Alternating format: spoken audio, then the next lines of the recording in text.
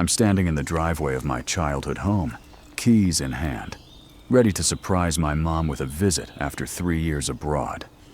Except the door opens, and a stranger stands there, confused, asking if they can help me. "I'm looking for Susan Miller," I say. "This is her house." "We bought this house 4 years ago," the woman says gently. "From a Susan Miller, yes, but she hasn't lived here since." 4 years. My mother sold my childhood home 4 years ago and never told me.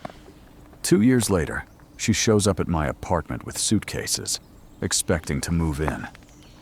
"Family takes care of family," she says, like she didn't sell the house my father built with his own hands. Like she didn't pocket $500,000 and spend it all on a boyfriend who left her broke. Want to know what I said? Want to know how watching my mother learn that choices have consequences became the most freeing moment of my life? Stay with me, because this is the story of how selling my past gave me permission to build my future, without her in it. My name is Emma Miller. I'm 32 years old, and I grew up in a 3-bedroom craftsman house in Portland, Oregon, that my father spent 5 years restoring before I was born. He died when I was 15. Heart attack at 48, sudden and catastrophic, leaving my mother and me in that house full of his work.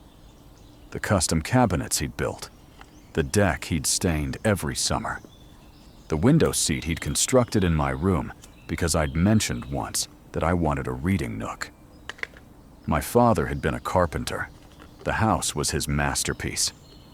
After he died, my mother, Susan, fell apart in slow motion. Not the dramatic kind of falling apart that people notice and intervene. The quiet kind, where you function on the surface while everything underneath rots. She kept her job as a dental hygienist, paid the mortgage, got me through high school. But the warmth that had filled our house when my father was alive slowly drained away, replaced by a brittle efficiency that felt like survival rather than living. I left for college at 18, University of Washington, 3 hours north. Close enough to visit, far enough to breathe. My mother encouraged it, said I should experience life beyond Portland, beyond the house that held too many memories. I came home for holidays, summer breaks. The house looked the same but felt different, like a museum dedicated to a life that had ended. My mother had stopped updating anything. The furniture was the same. The paint was the same. Even my childhood bedroom remained untouched, frozen in time from when I'd left for school. "Don't you want to change anything?" I asked, during winter break of my sophomore year. "Update the living room? Repaint?" "Your father chose everything so carefully," she said, running her hand over the armrest of his favorite chair. "Changing it feels like erasing him." I understood, or thought I did. After college, I got a job with an international development, non-profit. The work was meaningful, but the pay was terrible. And when they offered me a position in Kenya for 2 years, I jumped at it. Adventure, purpose, a chance to build something significant. "You should go," my mother said when I told her. "You shouldn't be held back by obligations here." "You're not an obligation, Mom. Still, go. Live your life. I'll be fine." We video called every few weeks. She seemed fine, busy with work, with friends from her book club, with life. She never mentioned being lonely or struggling, never asked me to come home early. During my second year in Kenya, the nonprofit offered me another assignment. 3 years in Colombia this time, building agricultural programs in rural communities. Better pay, more responsibility, a chance to really make a difference. I called my mother from Nairobi, excited, expecting her to share my enthusiasm. "That's wonderful, honey," she said, but something in her voice felt off. Tight. "When would you start?" "In 2 months. I'd come back to Portland for a few weeks between assignments. Stay at the house, see you, regroup before heading to South America. A pause, just a beat too long. Actually, I've been meaning to talk to you about the house. My stomach dropped in a way I didn't understand yet. What about it? It's so big for just me. The maintenance is expensive. I've been thinking about downsizing, maybe getting a condo. Okay, I said slowly. That makes sense. Do you want help looking at places when I'm back? We'll see. I haven't decided anything yet, but don't count on staying at the house. I might not be there. The call ended shortly after. I felt unsettled, but told myself it was natural. My mother moving on, making practical choices. The house was a lot for one person. I extended my stay in Kenya for another month to finish a project. When I finally flew back to Portland, I didn't call ahead. Just took an Uber from the airport straight to the house, excited to surprise my mother, to see the place I'd grown up, to sleep in my own bed for the first time in 3 years. The Uber driver pulled into the driveway. The house looked the same. Same blue-gray paint. Same rose bushes my father had planted. Same old mailbox with our family name. Except the mailbox now said Henderson. I stood in the driveway, suitcase at my feet, staring at that name. Henderson, not Miller. Maybe my mother had remarried. Maybe she'd changed the mailbox for some reason. Maybe there was an explanation. I walked to the front door, knocked, waited. A woman opened it, late 30s, blonde, kind face. She smiled at me. Can I help you? I'm looking for Susan Miller, I said. This is her house. The smile faltered. We bought this house 4 years ago, she said gently. From a Susan Miller, yes. But she hasn't lived here since. The world tilted. 4 years? Yes. We closed in June of 2019. Is everything okay? Are you family? I'm her daughter. The woman's expression shifted to concern. Oh, I'm so sorry. I thought... She never mentioned that you didn't know. I'm so sorry. I stood there on the porch my father built, looking into the home he'd restored with his own hands, and understood that my mother had sold it. Had sold my childhood home, my father's legacy, the place I'd thought would always be there. And she'd never told me. Are you all right? The woman asked. Do you want to come in? Can I get you water? No, I said, backing away. No, I'm sorry. I shouldn't have bothered you. I'm sorry. I grabbed my suitcase and walked back to the street, numb. Pulled out my phone, called my mother. She answered on the third ring. Emma, I thought you were still in Kenya. I'm in Portland.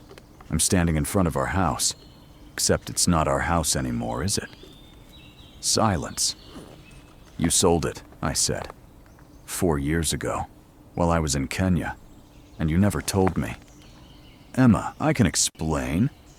You said you were thinking about downsizing. You never said you'd already sold the house Dad built, the house he died in, the house I grew up in. I needed the money.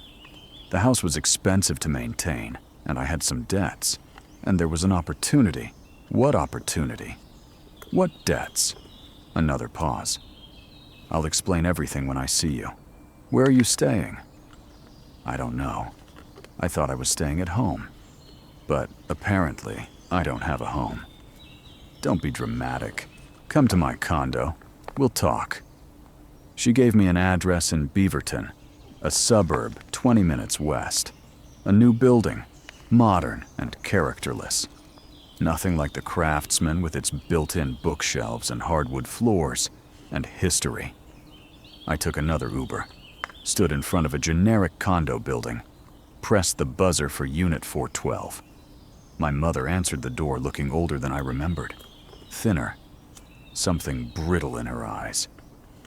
Emma, she said, opening her arms for a hug. I stepped past her into the condo. It was small. 2 bedrooms, maybe 900 square feet. furnished with cheap pieces that looked temporary.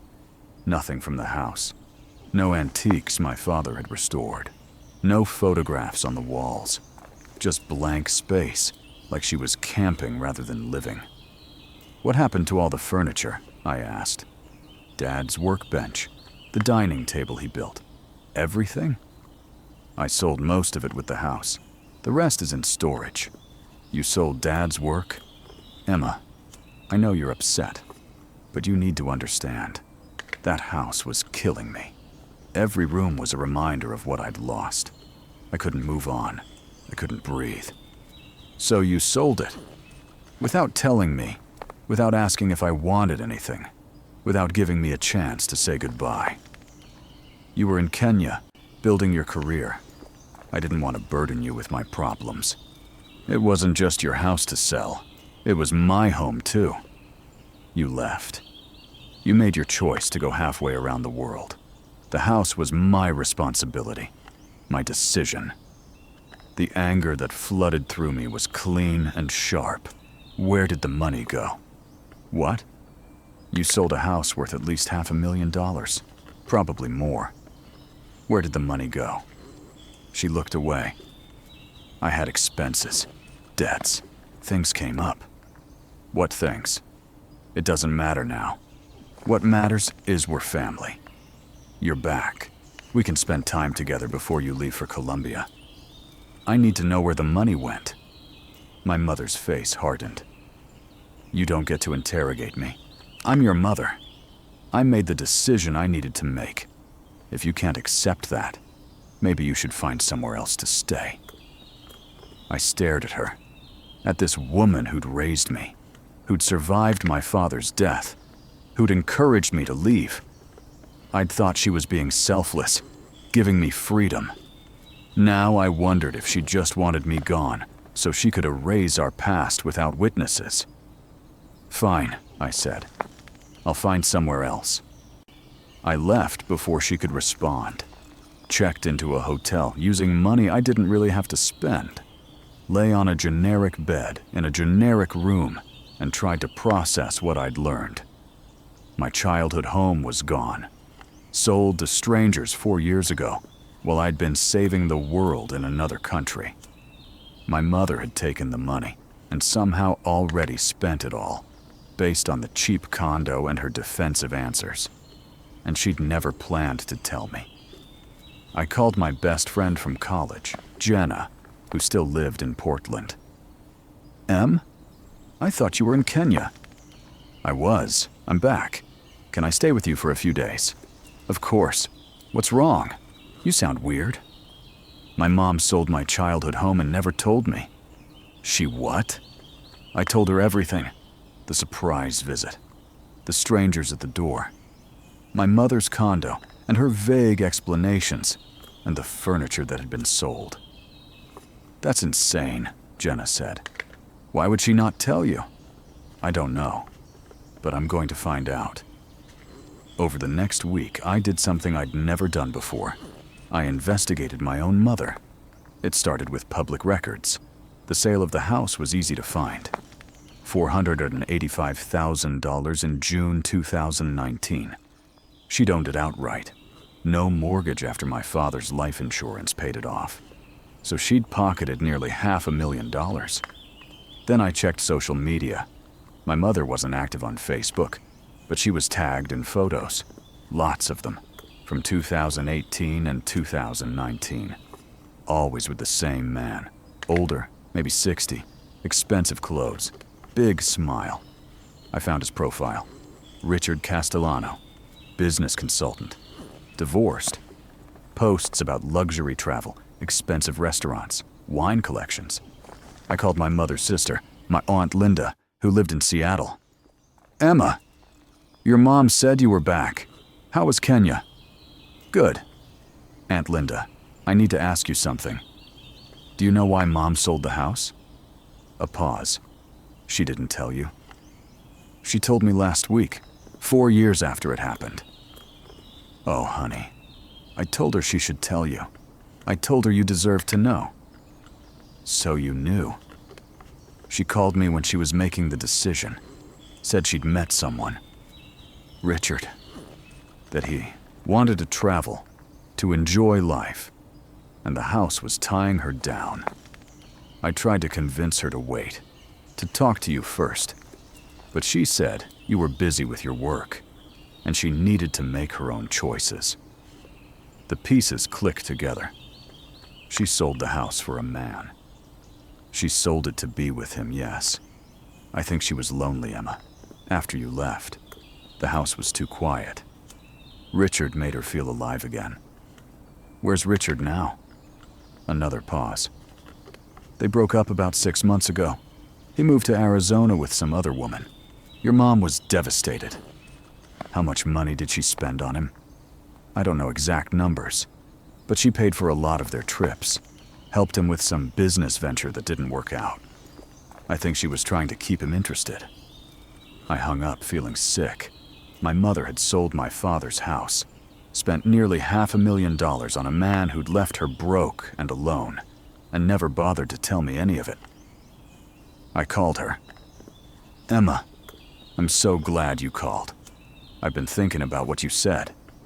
You sold the house for Richard Castellano. Silence. You met a man, sold Dad's house, spent all the money trying to make him happy, and he left you anyway. It wasn't like that. Then what was it like? I was lonely. You were gone. Richard made me feel like I was more than just a widow. More than just someone trapped in the past. Yes, I spent money on him. On us. On a life I thought we were building together. But he left, and I made mistakes. And I know you're angry. But what's done is done. You spent my inheritance, I said quietly. What? That house was supposed to be mine someday. Dad built it for our family. And you sold it to impress a man who didn't even stay. Emma, you can't possibly. I can't what? Be hurt that you erased my past without telling me. Be angry that you threw away everything Dad created for someone who didn't care about you? You left, she shot back. You chose your career over staying close to home. I made the best decisions I could with what I had. If you'd been here, if you'd stayed, maybe things would have been different. So this is my fault? That's not what I said. It's what you meant. I hung up, blocked her number. Spent the next 3 weeks at Jenna's place, processing, planning, preparing for Colombia. My mother tried to contact me through email, through Linda, through old family friends. I ignored everything. I'd spent years thinking she was fine, independent, supportive of my choices. Now I understood she'd sold my history and spent my inheritance on a fantasy, and somehow I was supposed to accept it without complaint. I left for Colombia without seeing her again. 3 years in South America, building programs, living my life, occasionally thinking about the house that no longer belonged to us. I didn't know then that the story wasn't over, that my mother's choices would catch up with her, that one day she'd need something from me, and I'd finally have the power to show her what it felt like when someone you count on turns away. 3 years in Colombia changed me, made me harder, more clear-eyed about relationships, about trust, about the difference between love and obligation. I dated someone for a while, Miguel, a local agronomist, who taught me that home wasn't a place but a feeling. We broke up amicably when my contract ended, both of us understanding that some connections are meaningful but not permanent. I returned to the States at 32, older, more established in my career. Got offered a director position with a nonprofit based in Portland. Full circle, back to the city I'd left at 18. I bought a small house in northeast Portland. Nothing fancy. 2 bedrooms, old but charming, with good bones. It wasn't my father's house. It wasn't full of memories. It was just mine. I settled back into Portland life, reconnected with old friends, started my new position, dated casually. built a life that felt solid and separate from my past. I'd been back for 8 months when my Aunt Linda called. "Emma, honey, I need to talk to you about your mother." My stomach tightened. "What about her?" "She's in trouble. Financial trouble. She lost her job 6 months ago, couldn't find another one, and she's being evicted from her condo.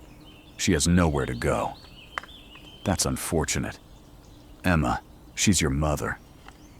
She's a woman who sold my childhood home to impress a man and never told me about it. That's what she is. She made mistakes. She knows that. But she needs help. Then she can ask me herself." Linda sighed. "She's too proud. She knows you're angry. But Emma, she's family. You can't just abandon her. She abandoned my father's legacy. She chose a stranger over her own daughter. But I'm supposed to drop everything to help her? What do you want me to tell her? Tell her actions have consequences. Tell her I hope she finds something. Tell her whatever you want. But I'm not getting involved." I hung up feeling cold. Not sad, not guilty. Just resolved. 2 weeks later, on a Saturday morning, my doorbell rang. I opened it in sweatpants and a college t-shirt, coffee in hand, expecting a package delivery. My mother stood on my porch with 2 suitcases. She looked terrible. Thinner than when I'd last seen her 6 years ago, gray streaking her brown hair. Clothes that had been nice once, but were now worn and dated. Her face was lined with exhaustion and something harder. Desperation. "Emma," she said, "I need to talk to you. How did you get my address?" "Linda gave it to me. Can I come in?" "No." She flinched. "Please, just for a few minutes. Say what you need to say from there." She glanced at my neighbors' houses, embarrassed. "I've been evicted. I have nowhere to go. Linda can't take me. She's in a 1-bedroom apartment with her boyfriend. I thought you could let me stay here temporarily, just until I get back on my feet." The audacity was staggering. "You thought you could show up at my house unannounced, and I'd just let you move in? You're my daughter. Family takes care of family." There it was. The line she'd used my whole life. Family takes care of family. Code for, you owe me because I gave birth to you. "You're right," I said. "Family does take care of family. Family doesn't sell their childhood home without telling them. Family doesn't spend their inheritance on a boyfriend who leaves them broke. Family doesn't disappear someone's history because it's inconvenient. I made mistakes. I know that. But I'm here now, asking for help. Doesn't that count for something?" "It counts for exactly what it is. Desperation. If you weren't desperate, you wouldn't be here. You didn't want me in your life when you were selling Dad's house. You don't get me now that you need something. Emma, please. I have nowhere else to go. That's not my problem. I'm your mother. And I'm the daughter whose history you erased for a man who didn't even love you. We both have to live with who we are." I closed the door, locked it, walked back to my kitchen, and poured more coffee with shaking hands. My mother rang the doorbell 17 more times. Then she knocked. Then she sat on my porch, crying loud enough for me to hear through the door. I turned on music to drown her out. After 2 hours, she finally left. I watched from the window as she struggled with her suitcases, looking around like she couldn't believe this was happening. Like she genuinely thought I'd just welcome her in. She'd raised me to be helpful, obedient, willing to sacrifice my own needs for family. She'd never considered that I might learn different lessons from her choices. Jenna called that afternoon. Linda called me, said your mom showed up at your house. She did. What did you do? Told her no. How do you feel? I thought about it. Really thought about it. Free, I said finally. For the first time in my life, I feel completely free. My mother tried 3 more times that week. Showed up at my workplace, where security escorted her out. Sent me emails begging for help. Called from random numbers I eventually blocked. Each message followed the same pattern. She was sorry. She'd made mistakes. Family needed to forgive Mom. I was being cruel. Didn't I care that she was suffering? Not once did she actually apologize for what she'd done. For selling the house. For lying. For spending my inheritance. Just vague acknowledgments of mistakes, followed immediately by demands that I fix the consequences. On the 8th day, she sent an email that ended with, "If you let me become homeless, you're no better than I am." I replied with one line, "Then I guess we're even." I heard through Linda that she'd found a room in a low-income housing complex, that she was working at a grocery store, stocking shelves, that she was bitter and angry and telling anyone who'd listen that her ungrateful daughter had abandoned her. I felt nothing when I heard that. Nothing except relief that she wasn't my problem anymore. 6 months after my mother showed up on my doorstep, I received a letter. Not an email, an actual handwritten letter, forwarded through my work address. It was from the Henderson family, the people who'd bought my childhood home. Dear Emma, I hope this letter finds you well. My name is Claire Henderson. My husband and I bought your childhood home from your mother in 2019. When you came to the door that day, I felt terrible about how you learned what had happened. I've thought about you often since then, wondered if you were okay. I'm writing now because we've decided to sell the house. We're relocating for my husband's job. As we've been preparing to list it, we found something in the attic that belonged to your family. There's a box up there, labeled Emma's Baby Stuff in marker. It contains photo albums, some of your artwork from when you were young, and what looks like a collection of letters. We didn't open anything, but I thought you might want these things before we sell. If you'd like to come by and get the box, please let me know. If not, I'll make sure it gets to a storage facility in your name before we leave. I'm sorry, again, that you found out the way you did. I hope you're doing well. Warmly, Claire Henderson.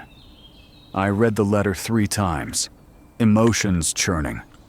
My mother had sold the house but left a box of my things in the attic. Had she forgotten it? Or had she not cared enough to bring it to her condo? I called the number Claire had included. Hello? Hi, this is Emma Miller. I got your letter about the box in the attic. Oh, Emma, I'm so glad you called. Are you in Portland? Would you like to come by and get it? Yes. Is tomorrow okay? Tomorrow's perfect. Come around noon? The next day, I drove to my childhood home for the first time since that awful day 6 years ago. The roses my father planted were larger now. The paint looked fresh. The Hendersons had taken care of it. Claire answered the door with a warm smile. Emma, come in. Can I get you coffee or anything? I'm okay. Thank you for reaching out. Of course. She led me through the house. It looked different. New furniture, different colors on the walls. But the bones were the same. The built-in bookshelves my father had crafted. The window seat in what had been my room. The hardwood floors he'd refinished by hand. You've kept a lot of the original features, I said. Your father did beautiful work. We didn't want to change what was already perfect. We just updated paint and furniture.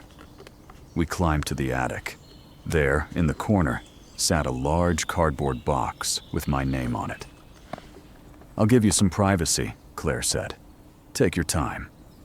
She left me alone in the attic of my childhood home, surrounded by dust and summer heat and memories. I opened the box. On top were photo albums.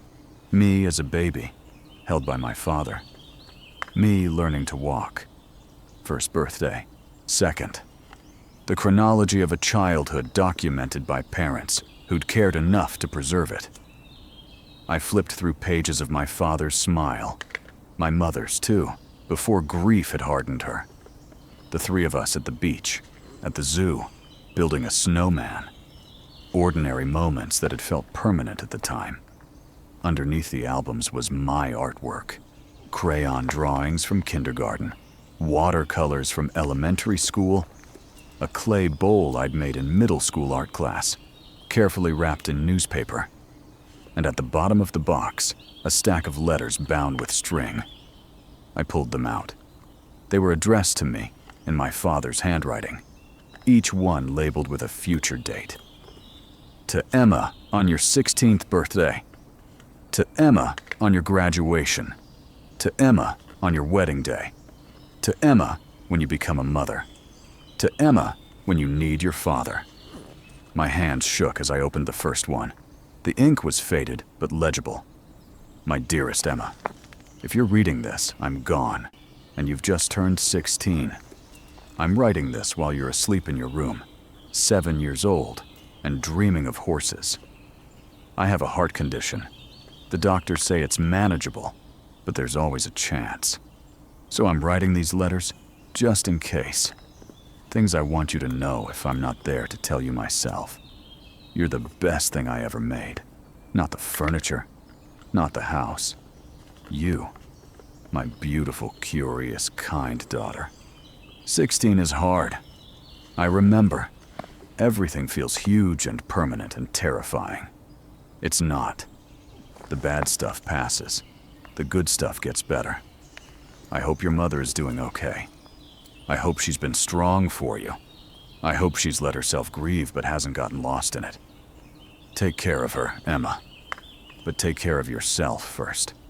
You can't help anyone from an empty cup. I love you. I'm proud of you. And I'm sorry, I'm not there to drive you to get your license and panic about you dating. Forever your dad, Tom Miller.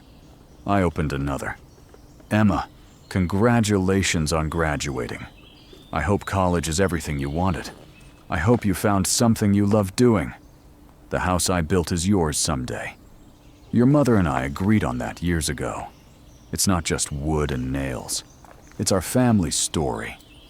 Your story. If she needs to sell it before you're ready, make sure it goes to someone who'll appreciate it. Someone who'll see what it is. Not just a house, but a home built with love. I opened the last one, labeled, When You Need Your Father. Emma, life is hard. People disappoint us. We disappoint ourselves. Sometimes the people who should protect us hurt us instead. If you're reading this, something has happened. Maybe something with your mother. Maybe something else. But you need guidance, and I'm not there. Here's what I want you to know. You don't owe anyone your suffering. Not family, not friends, not even me, your father who loves you more than anything. If someone hurts you, you're allowed to walk away. You're allowed to protect yourself. You're allowed to say no. Being kind doesn't mean accepting cruelty. Being loyal doesn't mean enduring betrayal. Being family doesn't mean sacrificing yourself. Your mother is good, but complicated. I love her, but I see her weaknesses. She needs things I can't always give her. She'll need things from you too. Give what you can, but not everything. Never everything. You are not responsible for saving anyone but yourself. I'm proud of you. Whatever happened, whatever you're facing, I'm proud of you for surviving it. Love always, Dad. I sat in the attic, surrounded by ghosts, crying in a way I hadn't since my father died. He'd known, had known my mother's weaknesses, had tried to protect me, even from beyond death. Claire found me 20 minutes later, tears still streaming down my face. "Oh, honey," she said, sitting beside me. "Are you okay?" My father wrote me letters for different points in my life. I didn't know they existed. That's beautiful and heartbreaking. My mother sold this house and left these letters in the attic.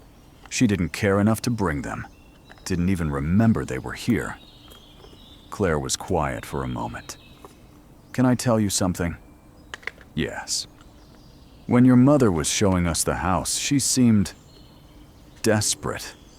Like she needed to sell quickly. We got a great price because she was willing to negotiate way down. Our realtor said it was unusual, that she should have held out for more. She needed money for her boyfriend. I figured it was something like that. Claire touched my shoulder gently. People make terrible choices when they're afraid of being alone. That doesn't excuse what she did to you, but it might explain it. She chose being with someone over honoring my father's legacy, over protecting my history. She did, and that says everything about her priorities. Claire stood. Take the box. Take your time. And Emma, that letter from your father, the one about not owing anyone your suffering, he was right. You don't owe your mother forgiveness just because she regrets the consequences of her choices. I packed the box carefully, carried it to my car, drove home with my father's words echoing in my mind. You are not responsible for saving anyone but yourself.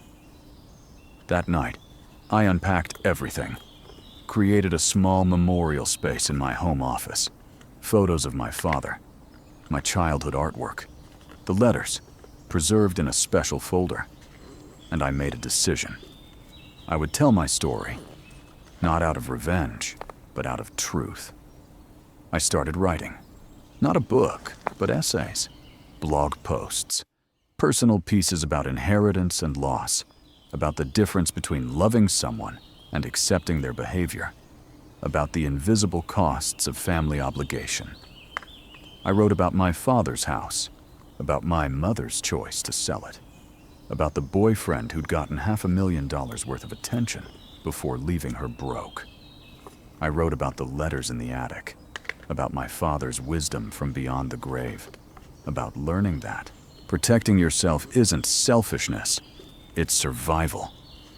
The essays found an audience, people who'd watched family members squander inheritances, people whose parents had remarried and erased their first spouse's memory, people who'd been taught that family loyalty meant accepting any treatment. A literary agent reached out. Have you considered a book? I had. My father's letters deserved a wider audience. His wisdom about boundaries and self-protection needed to be heard. I wrote the book in 8 months. The house my father built, a memoir of inheritance, loss, and learning to let go. The dedication read, "For my father, who built with his hands and taught with his heart. And for everyone who learned that sometimes love means walking away." My mother found out about the book through Linda. She called from a number I hadn't blocked yet. "Emma, we need to talk." "No, we don't. You wrote a book about me, about our family. You're airing private business to strangers. I wrote a book about my experience, about what I learned. You're welcome to write your own version. You make me sound like a monster. I describe what you did. If that makes you sound like a monster, maybe examine why. You're punishing me for one mistake." "One mistake?" I almost laughed. "You sold my childhood home without telling me. Spent my inheritance on a man who left you.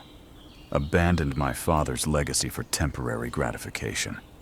And when you needed help, you expected me to just forget all of it. Because family takes care of family.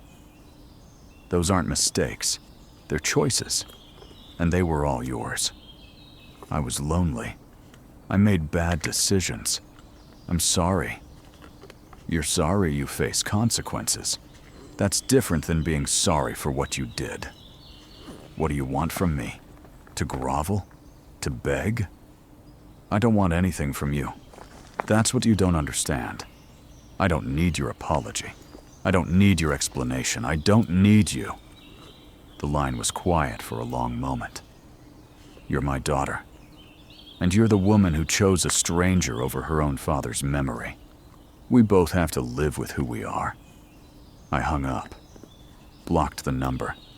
The book came out to modest success. Not a bestseller, but steady sales. Reviews praised its honesty, its refusal to sugarcoat difficult family dynamics, its message that boundaries are healthy even when they're hard. I did readings at bookstores, talked about my father's letters, about the house he'd built, about learning that you can love someone and still protect yourself from them. At a reading in Portland, a woman in her 50s approached me during the signing. "Thank you," she said, tears in her eyes. "My mother drained my inheritance to support my brother's gambling addiction. Everyone said I should forgive her because she's family. Your book gave me permission to walk away." "You didn't need permission," I told her. "But I'm glad you felt supported." "Did your mother ever really apologize?" "No. She regrets the outcomes, regrets being alone and broke. But she doesn't regret the choices that led there. And that tells me everything." 6 months after the book came out, Aunt Linda called. "Emma, your mother is in the hospital. She had a stroke, a small one, but scary. She's asking for you." "Is she going to be okay?" "The doctors think so. But she needs help during recovery, physical therapy, that sort of thing." "That's hard." "Emma, she's your mother. Don't you think you should at least visit?" "No. She could have died." "Everyone dies eventually, Linda. That doesn't obligate me to forgive what she did. When will it be enough? How long are you going to punish her?" "I'm not punishing her. I'm protecting myself. There's a difference. She made mistakes 6 years ago. Haven't you healed enough to move past it?" "Linda, let me ask you something. If your boyfriend spent all your money on another woman, then showed up years later expecting you to support him, would you?" "That's not the same thing." "It's exactly the same thing. My mother chose someone else over me. Chose him over my father's memory. Made that choice knowingly and deliberately. Then expected me to rescue her when it backfired. That's not family. That's exploitation. So you're just never going to speak to her again. That's up to her. If she wants a relationship, she can start by actually apologizing. Not for the consequences, for the choices. She can acknowledge what she did and why it was wrong. She can accept that trust, once broken, has to be rebuilt. She can do the work of accountability."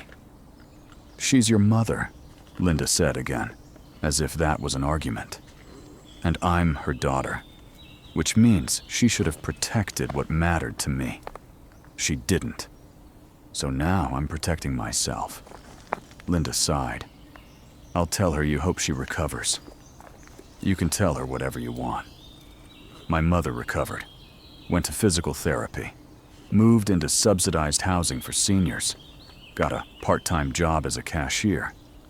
I heard all this through Linda's occasional updates, which I didn't ask for, but didn't stop. It was like hearing about a distant acquaintance, someone I used to know, someone whose story was sad, but not mine to fix. On what would have been my father's 65th birthday, I visited his grave, brought flowers, read him the letter he'd written for "When You Need Your Father." "You were right," I told the headstone, "about all of it, about Mom, about protection, about not owing anyone my suffering." I pressed my hand against the cold granite. "The house is gone. But I found your letters, and they taught me everything I needed to know." A year after the book came out, I was invited to speak at a conference about family trauma and recovery. The keynote was about boundaries, about the difference between estrangement and abandonment, about how walking away can be the healthiest choice. In the front row sat a woman who looked familiar, older, grayer, wearing clothes that had seen better days. My mother. She must have seen the conference advertised, must have decided to come, to hear what I'd say about her in public. I didn't change my speech, didn't soften it. Told my story exactly as I'd lived it. The house, the boyfriend, the inheritance spent. The mother who'd shown up expecting help after erasing her daughter's history. When I finished, the audience stood and applauded. People came to the front to ask questions, share their own stories, express gratitude. My mother stayed in her seat until everyone else had left. Then she walked to the front slowly, like each step hurt. "Emma. Mom. Can we talk? We are talking. Somewhere private. Anything you want to say, you can say here." She looked around the empty auditorium. "I read your book." "Okay. You made me sound terrible." I told the truth. Your truth. Your version. If your version is different, write it down. Publish your own book. I can't afford to publish a book. Some of us are living paycheck to paycheck. There it was. The guilt. The reminder that she was struggling, and I wasn't. The implication that I should feel bad about being successful. "That must be hard," I said. "You could help, if you wanted to." "I could. I don't want to. I'm your mother. You're a woman who sold my father's house to impress a man. That's who you are. And I'm a woman who watched you do it, and learned that sometimes the only person you can save is yourself. I made mistakes. I told you I was sorry. You told me you regret being broke and alone. That's not the same as being sorry for what you did to me." She looked at me with something between anger and desperation. "What do you want? For me to get on my knees and beg?" "I don't want anything from you. That's what I keep trying to tell you. I don't need your apology. I don't need your presence. I don't need you. So I'm just supposed to live with being erased from my own daughter's life? You erased me first. You erased my history, my father's work, my inheritance. You chose a temporary relationship over a permanent one. Now you get to live with that choice." "You're cruel," she said. "I'm honest. You taught me the difference." She turned and walked out of the auditorium. I watched her go, feeling nothing except a tired kind of peace. Linda called the next day. "Your mother came to the conference." "I know. She talked to me after. She's devastated. She thought maybe hearing your speech would help her understand. Instead, it just drove the wedge deeper." "There's no wedge, Linda. There's just truth. She chose how she wanted to live. I'm choosing how I want to live. Those choices don't overlap. Do you ever think you might regret this someday? When she's gone and it's too late?" "Maybe. But I'd regret more spending my life trying to fix someone who doesn't think she's broken. At least this way I'm free." 2 years after my mother showed up on my doorstep, I got married. Not to anyone she knew. To someone I'd met through work, a photojournalist named David, who understood that home was something you built, not something you inherited. I didn't invite my mother to the wedding, didn't tell her it was happening, didn't feel guilty about it. My father's letters attended instead. I had them framed and displayed on a table at the reception, his words standing in for his presence. "To Emma on your wedding day," sat in the place where my mother would have been. The letter said, "My beautiful daughter, I hope today is everything you dreamed. I hope you're marrying someone who sees all of you, the messy parts and the strong parts, and loves you anyway. Marriage is partnership. It's choosing each other every day, even when it's hard, even when you'd rather run. Your mother and I had a good marriage. Not perfect, but real. We chose each other through hard times. I hope you have that too. But remember, partnership doesn't mean losing yourself. it doesn't mean sacrificing everything you are to make someone else comfortable. It means standing together while still standing on your own feet. Don't lose yourself trying to save anyone else, not even your husband, especially not your mother. I'm proud of you.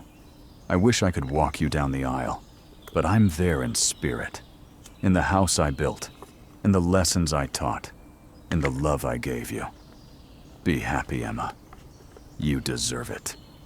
Love always, Dad. I read it during my ceremony. David and I cried. So did half our guests. Aunt Linda attended against my mother's wishes. She hugged me afterward and whispered, "Your father would be so proud of who you've become." Even though I cut Mom out, especially because of that. He always worried she'd try to make you responsible for her happiness. I think he'd be glad you learned to protect yourself. David and I bought a house in northeast Portland, not far from my first place. 3 bedrooms, old craftsman bones, in need of restoration. "I'll teach you to do some of the work," David said, "if you want. Honor your father by learning his skills." We spent a year restoring it together, refinishing floors, rebuilding cabinets, creating something new from something old. It wasn't my father's house, but it was built with the same kind of love. My mother tried one more time to contact me, 3 years after the hospital stroke. An email forwarded through my publisher. "Emma, I'm writing because the doctors say I have heart disease. Genetic, apparently. The same thing that killed your father. I might have 5 years. I might have less. I don't want to die alone. I don't want to die estranged from my only child. I know I hurt you. I know I made choices you didn't agree with. But I'm still your mother. Doesn't that count for something? I'm asking one more time. Can we try to rebuild? Not forget the past, but move forward from it? I'm asking for another chance. Susan." I read the email 3 times, showed it to David. "What you think?" he asked. "I think she's scared of dying alone. That's not the same as being sorry for how she lived. Are you okay with that? With not reconciling?" "I am. Because reconciliation requires trust, and trust requires accountability. She's never been accountable. Just sorry things didn't work out the way she wanted." "So what will you do?" I opened my laptop and typed, "Mom, I'm sorry you're sick. I hope you find peace in whatever time you have left. But no, we won't be reconciling. Not because I'm cruel, but because I'm finally healthy. You taught me that love without boundaries is just exploitation. That family obligation without mutual respect is just control. You had many chances to choose differently. To honor Dad's memory, to protect my inheritance, to tell me the truth, to actually apologize instead of just regretting consequences. You didn't take those chances. Now you want another one. But why? Because you don't want to be alone? That's not about repairing our relationship. That's about you needing something from me again. I can't save you from loneliness. I couldn't save you from your choices with Richard. I can't save you from dying alone if that's where your choices have led you. What I can do is protect myself. Build a life that honors what Dad taught me. Love people who love me back without conditions. Create a home based on truth instead of obligation. I wish you peace. I wish you comfort. But I wish it from a distance that keeps me safe. Emma, I sent it, and felt nothing except relief. My mother died 2 years later. Linda called with the news. She had a heart attack. It was quick. I was with her at the end. Did she say anything? She said she hoped you were happy. That's all. I hung up and sat with that for a while. She'd hoped I was happy. Not sorry for what she'd done. Not wishing she'd chosen differently. Just hoping I was happy despite her. was the closest thing to closure I'd ever get. I didn't attend the funeral. Sent flowers with a card. "Rest in peace," Linda called after. "She left you something in her will." "I don't want it." "It's the storage unit. The one with your father's furniture. The pieces from the house. She kept paying the rental all these years." I was quiet, processing. "She kept them?" "Every piece your father made. She couldn't bring herself to sell them. Couldn't keep them either, after what she'd done. But she kept paying the storage rental. 5 years worth of fees on a minimum wage salary." I visited the storage unit the next week, unlocked it with the key Linda gave me. Inside was my father's life's work. The dining table, his workbench, the antique dresser he'd restored, the rocking chair he'd made for my mother when I was born. All of it preserved. Dusty, but intact. I hired movers, brought everything to my house. David helped me clean each piece, oil the wood, restore what time had worn. We refinished the dining table together, set it in our dining room, had friends over for dinner, and told them about the man who'd built it, about his letters, about his wisdom. "Your father knew something important," David said one night, running his hand over the table's smooth surface. "That what we build with love lasts longer than we do." "Mom kept all of this," I said. "For 5 years, she paid storage fees she couldn't afford to keep Dad's work safe. She couldn't fix what she broke with you, but maybe she was trying to preserve what mattered in the only way she knew how. It doesn't make what she did okay. No, but maybe it makes her human, flawed and selfish, and still carrying regret in the only way she could express it." I thought about that, about my mother, alone in her subsidized housing, paying monthly fees to store furniture she'd never see again. Furniture that represented everything she'd destroyed. It didn't change anything. Didn't make me wish I'd reconciled. Didn't make me regret my choices. But it added complexity to a story I'd thought was simple. That night, I reread my father's letter, the one labeled, "When you need your father, you are not responsible for saving anyone but yourself." I'd done that. Saved myself. Built a life on my terms. Created a home filled with love and truth instead of obligation and guilt. My father's furniture sat in my house. His letters hung on my walls. His wisdom guided my choices. My mother's regret sat in a storage unit for 5 years before finding its way back to me. Too late to rebuild what she'd broken. Just in time to show that she'd understood, eventually, what mattered. Sometimes that's as close to reconciliation as you get. Not forgiveness, not reunification. Just the acknowledgement that everyone involved was human and flawed and trying. I kept the furniture, sold nothing. Every piece my father touched earned a place in my home. And I told David the whole story. Not just the version in my book, but the complicated truth. The mother who destroyed my inheritance, but preserved my father's work. The woman who'd been selfish and scared and lonely and cruel. Who'd made terrible choices and paid for them. Who died hoping I was happy. "Are you?" David asked. "Happy?" I looked around our home, at my father's table, at the life we'd built, at the peace that came from choosing myself. "Yes," I said. "Finally, completely, yes." 5 years after my mother died, I wrote a second book. Not a memoir this time, but a guide. Building Boundaries, When Family Hurts and How to Heal.